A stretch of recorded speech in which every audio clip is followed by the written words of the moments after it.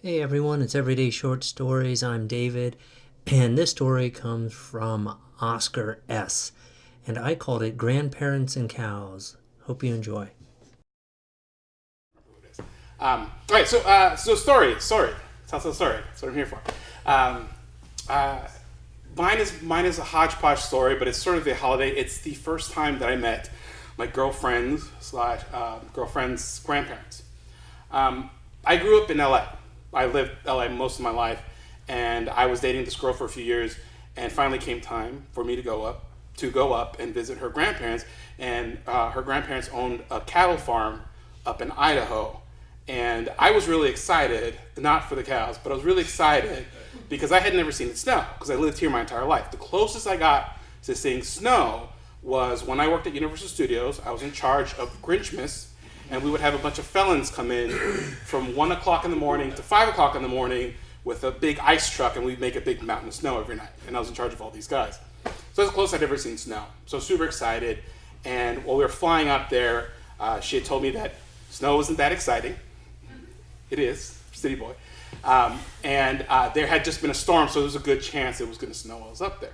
So they lived in a town called Coeur d'Alene, Idaho. And so you had to land in Boise and then fly to some other city. I can't remember what the other city is. Spokane. Yes, yes.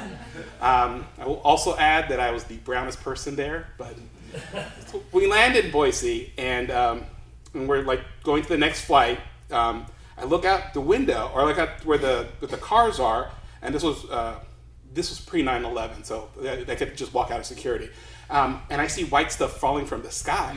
And nobody here knows me. I'm like a little kid. I go, snow! And I start running out there. And I'm so excited and I'm screaming snow like a child that I don't hear my girlfriend yell out, it's sleet! Stop! And so I go out there with my mouth open and it just hits me in the face. And I don't know if you've ever been laughed at by taxi drivers. It is very ego bursting. Anyways, we get back on, we get to Coeur d'Alene, or Spokane, thank you. And then we get to the farm, and Grandpa comes, and Grandpa looks like comes right out of a movie, right? He's got the overalls and the hat, the grizzled look, and he's a man of very few words. And I was warned that he was a man of very few words. If you guys haven't got from me, I'm very verbose. I like to talk. I like to make people laugh when I'm nervous. It's a thing. They're like, it's not going to happen. Like, this Grandpa's he's like 80 years old. You're not going to make him laugh. Nothing's going to happen. Grandma, you'll have a better chance at. But Grandpa, no. And he said, in the entire drive there to his farm, 3 words to me, you know? Grandma, though, was very sweet. Because my last name was Sagastume, she decided that she was going to label everything in the house with Spanish words and speak Spanish to me, which was very sweet. Very sweet, not weird, though I don't speak Spanish, so very sweet. She's a very sweet woman. And so the big thing for me was that, the big thing for Grandpa that he wanted me to do, because I was like the first, my girlfriend was like the oldest grandchild, so I was like the first one that they brought into the farm, right? And so I was going to wake up the next day and feed the cows, right? And I went to bed, and they're like, we're going to get up at 5 in the morning, and it's going to be this whole thing. And I didn't get up at 5. I'm from the LA, so I didn't get up at 5. But we got up, and we had breakfast. And I didn't own any snow clothes, because there's a thing called snow clothes, right? I'm from LA. I layered like 4 or 5 different sweaters, and I had so many sweaters on that I couldn't really move my arms, right? And I had this like blue poncho. And so when I got in the truck, I walk out like that kid from Christmas Story, right? I come in, I sit down, and we drive. And we're driving the truck, and there's Uncle Joe, there's Grandpa, and then my girlfriend. And we're all stuffed in the front of this pickup truck. And the pickup truck is dragging like a flat of hay, not bales of hay. Someone said it's not bales of hay, but stacks of hay, right? They're squares. I don't know. Someone that grew up on the farm was like, it's not a bale of hay. It's squares of hay. And then there's like water in the back because, the cows hadn't had any water. And by the way, overnight it had snowed, so I'd missed my chance because I was sleeping like a schmuck. So we drive up there, and they're like, okay, go open the fence. And so I walk over, and I'm about to put my hand on the fence, and they're like, be careful, it's electrified. And I freeze, and they're just laughing in the truck. Right? I open the gate carefully, drive up, and they say, okay, the first thing we're going to do is we're going to put the water, because they haven't any water, and they haven't eaten because it's been snowing. So Oscar, you need to protect us while we're getting the water ready from the cows. And I'd never seen a cow before. So I'm like, okay, yeah, I mean, I've had steak, right? We've all had steak. How hard it could be. Has anyone seen a cow?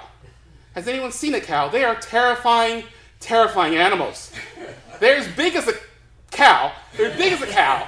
Some of them have horns, and because they hadn't eaten, they were drooling, right? And they're just this death moo, right? Death moo, and there's brown, dull death, just lots of death in the eyes. And they're hungry, and there's hay and there's water, and so all the cows are like moving toward me. And there I am with my arms. I can't really move my arms. And they're like, moo, moo. And they're like, you just keep them away. I'm like, I don't have a gun. What do you want from me? You know? And they're moo, moo, moo. And out of the truck comes my girlfriend, who is 5 feet tall, by the way. And she says, goddamn city boy, and goes, yeah, yeah, cows scatter like cockroaches. Because cows are skitterish, apparently. Or skitterish? Skitterish? Is that a word? I don't know, whatever. So they just scatter, right? And I see a smile on Grandpa's face, because he knows he's going to have fun with me the rest of the day. So we get back on the truck, and the way they feed the cows is that the truck pulls the hay, and the guys, or the men, because the men do all the work, and the women, it's an Idaho thing, it's not me thing, I'm liberal, right? Except I don't do my own laundry. That's not a good joke. That's good, thank you guys. The truck gets driven in a zigzag pattern, and the men in the back cut the hay, and they knock the hay off the thing, and as you're going up and down, there's just little neat piles of hay, supposedly, and that's how you feed the cows. And so they gave me a knife, and Uncle Joe and Grandpa are sitting next to me, and the truck starts moving, and I'm a little unsteady on my feet, and they start cutting the hay, and I try to do it, but because I can't lift my arms up or put my arms down, I realize this is going to be very difficult for me. But I think, well, my feet are clear because I'm wearing jeans in the snow, which is totally okay, and I start kicking the hay underneath me without really thinking about it because it's early, right? And I'm kicking the hay, and of course, what happens when you kick the hay underneath, my girlfriend hits a bump, and the hay just falls on top of me, like a whole 2 boxes of hay fall on top of me, and it's all over me, and I'm like, I don't want to embarrass myself. It's too late, by the way.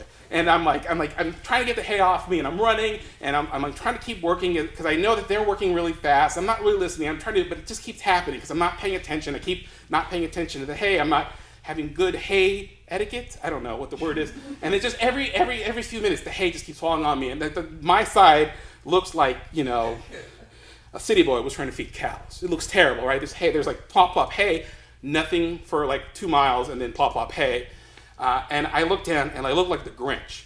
I'm just covered. I'm covered in green, because green is hay, to feed hay is, I don't know, someone told me I have to say feed hay is green.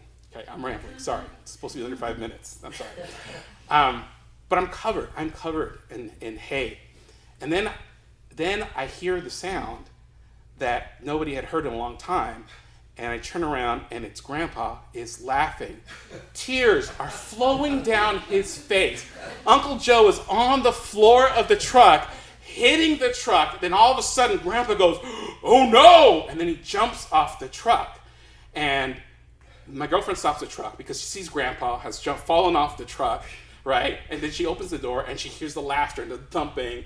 And she's like, what did you do? What did you do? And then Grandpa comes back, and he's still tears in his eyes. And he comes back, and then I notice there's a wet spot. I made him laugh so hard he peed his pants. And they became notorious in the family because of this thing. And Grandpa just, forever he just smile whenever he saw me. And he just had the biggest laugh and get the biggest hug. And sort of the addendum, okay, so the addendum to this story is that I ended up marrying that girl, right? Having 4 beautiful children now. Thank you, one guy.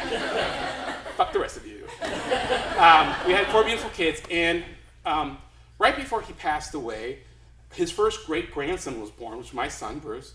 We drove up to Idaho to see him, and he was in the hospital, and this was actually just a week before he passed away he had another massive stroke.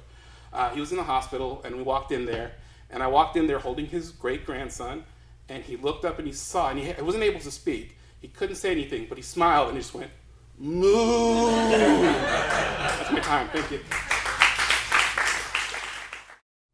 Hey, thanks for checking out Oscar's story. If you like his stuff, check out his story slam called Tales from Tinseltown. And don't forget to tell your everyday short stories.